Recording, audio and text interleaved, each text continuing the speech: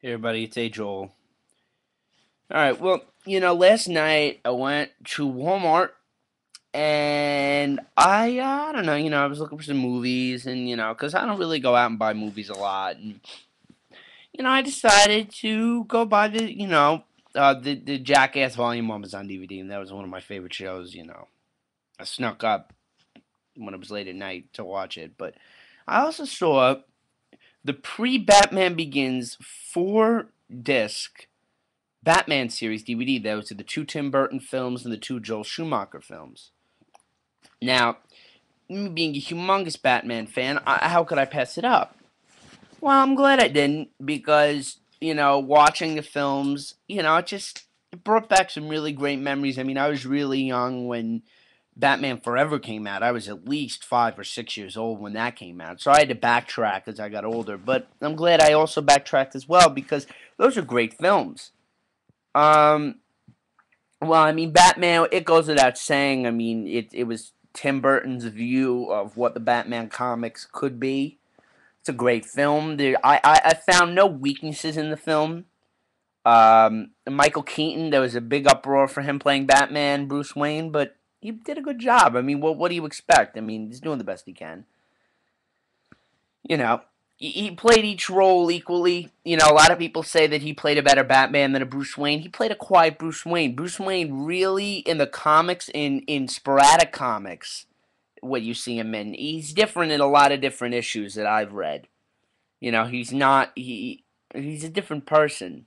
He'll it depends on because he's living a masquerade. His parents are dead. The guy's disturbed if you think about it, in terms of he's a vigilante and does good things, but he also is a little disturbed because he watched his parents die for God's sake. I mean, but he's really masquerading a life. He's living more or less of a lie of just kind of getting through day by day, where he's really Michael Keaton plays a great role of being the quiet, Bruce Wayne. Batman, he's ruthless, and we love it because that was just great. Returns, I mean, I know I didn't mention Jack Nicholson and Batman, but then as we go on with Returns, I mean, it's hard to miss the villains in that one.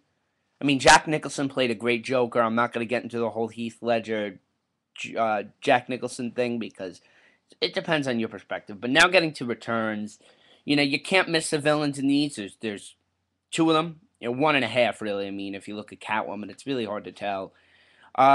Danny DeVito plays the Penguin, and he's disgusting and gross and just but beautifully casted and well done. Absolutely captures the character and just goes with it of being this disgusting misfit freak, and you love it. You cannot not love it. You have to love it because it's just so evil.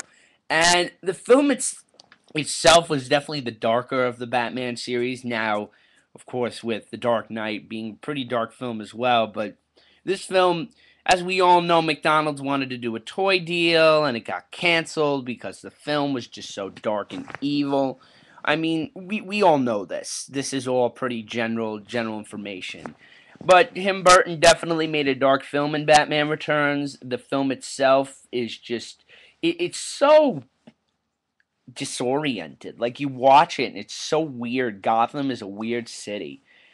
I mean, you have Christopher Walken, who I love. Well, it's Christopher Walken. I love him. I think he's so awkward. He's an awkward muffin, but I love him. He's great. He's so funny.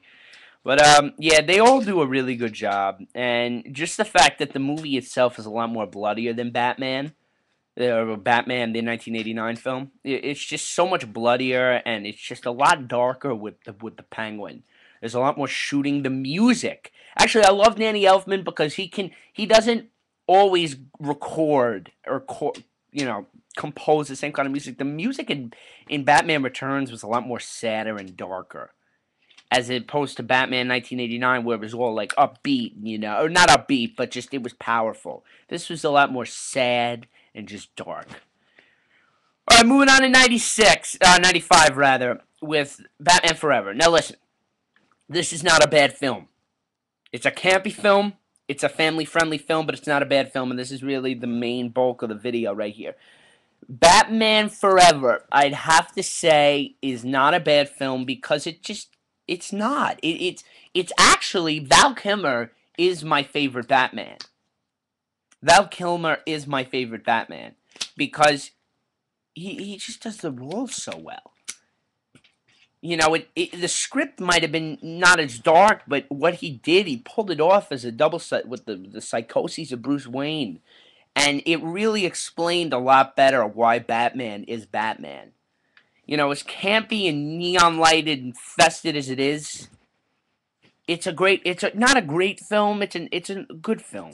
It's an average film, and I would watch that over a lot of movies. You know, I just feel as if people judge it so harshly because of the next movie, which we'll get to in a second. Um, no, I just feel as if the movie itself. I mean, we all know that Tommy Lee Jones playing Two-Face was very out of whack. The dialogue was out of whack. The character was out of whack. The whole character sketch of him was just weird. But Jim Carrey does also play a very good role in the Riddler. Yes, he's playing himself, but he plays himself beautifully. You know, he's funny and he's psychotic, and you gotta love him. I wouldn't know why you wouldn't love him.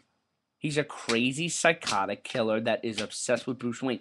And that's it. That's dark in itself. You know, Jim, there are moments in that film that I'm a little disturbed because Jim has this and directors and have always said that Jim has this very rubber face. It's true. In the creepier scenes, his face is kind of crooked. Like when he's going up to the camera to erase the footage of Stickley, who falls out the window, who gets pushed out the window by Edward Nygma. There's some weird about his face, and just when he's talking to Bruce Wayne to try to get him to buy the box or the helmet at that point in the film. There's just something. His face is just weird. But it's a good kind of weird. It's a disturbing kind of weird. It does the job that it needs to be done. And Riddler is a villain that is smart. But this shows that even the Riddler needs to get smarter. So I've always enjoyed that. And obviously Robin, played by Chris O'Donnell, he does a good job. I mean, it's another just subplot that is in there. And I've always wanted Robin in the films. I've always thought that Robin was a necessary part of the Batman series because even Batman needs a foil. You know? Not a villain foil, but a heroic foil. Somebody to, keep him in check, more or less, so he doesn't do. And I've always enjoyed that. I always enjoyed that performance of Chris O'Donnell as Robin. Okay. Batman and Robin, obviously, I'm not going to spend too much time on it. It's a horrendous film. Joel Schumacher made a big mistake with the casting, the budget. The whole thing was a horrible film. Um, it didn't deserve to be made, and we all know that. It just there's nothing more to be really said. It's a terrible film. Arnold Schwarzenegger is not meant to be in a serious role. He doesn't speak the English language very well. He's good for that comedy role, or he's good for that, or that action film. This could have been an action film, but he does too much speaking in it.